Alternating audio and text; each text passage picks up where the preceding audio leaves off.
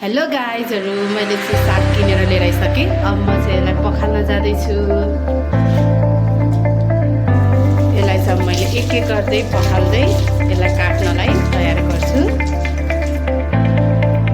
म चाहिँ यसलाई सिलौटोले यसरी खिचेर चाहिँ काट्ने गर्छु। यो चाहिँ साग चाहिँ राम्रोसँग बल्दैन, त्यसैले गर्दा यसलाई खिचेर मात्रै कट गर्ने गर्छु। तपाईँहरूले के गर्नुहुन्छ साथीहरू?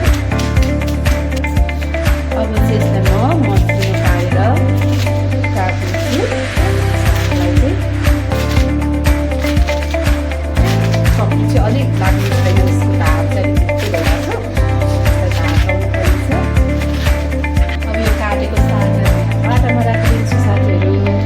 अनि त्यसपछि अझै साग चाहिँ काटेर अनि रेडी भइसकेको छ। हेर्नु साथीहरू, लसुन म चाहिँ लसुन केलाउँदैछु। अब यो चाहिँ लोकल लसुन हो अनि यो चाहिँ मेरो मम्मीले पठाइदिनु भएको चितवनबाट। अनि यो चाहिँ अहिले सक्नुहुन्छ, मलाई एकदम मनपर्छ लोकल लसुन चाहिँ। यहाँको लसुन भन्दा त्यो चाहिँ थोरै हाले पनि एकदम मिठो बास्ना आउँछ अनि स्वादिलो हुन्छ।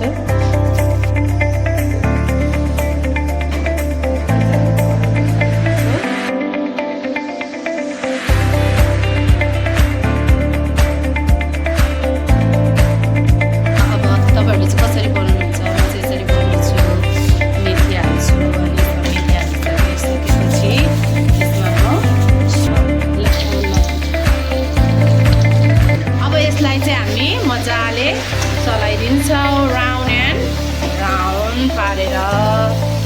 अब यसलाई हामी मजाले चलाइदिन्छौँ साथीहरू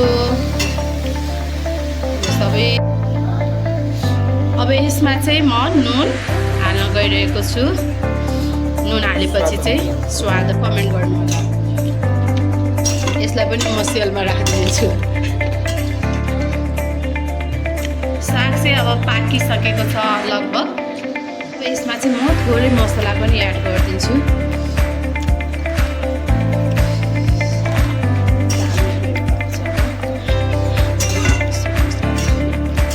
झोल बिस्तारै सुक्दैछ अनि यो झोल सुकेर अलि सुक्खा ड्राई भएपछि म थोरै मसला पनि एड ल साथीहरू। अब यसलाई चाहिँ म ग्यासमा